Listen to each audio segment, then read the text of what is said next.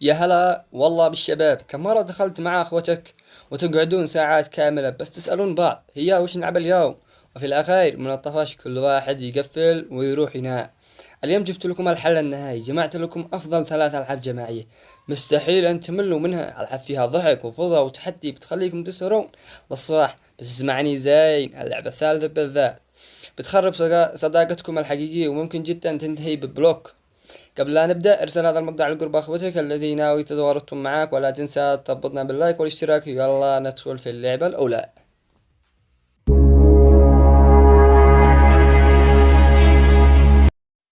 ومعنا اللعبة الأولى هايد أونلاين، لعبة مساحتها 134 ميجا لجميع الهواتف، لعبة إطلاق نار واختفاء مذهلة ومتعددة اللاعبين. هايد أونلاين لعبة أكشن وإطلاق نار متعددة اللاعبين، إدمانية ومثيرة من نوع ألعاب البحث عن عناصر. اختبئ كعنصر من عناصر اللعبة عن اللاعبين الآخرين في أي غرفة، أو حاول الهروب.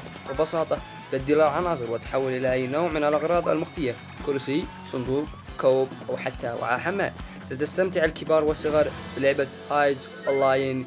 والله نذهب للعبة الثانية.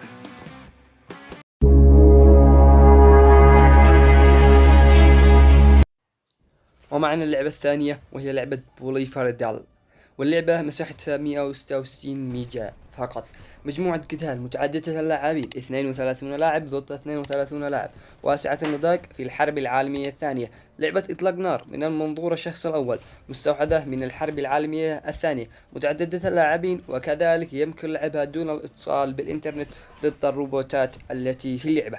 صمم سيناريوهاتك وخرائطك الخاصة، أو نزل خرائط رائعة للبناء الجماعي. ويلا نذهب للعبة الثالثة.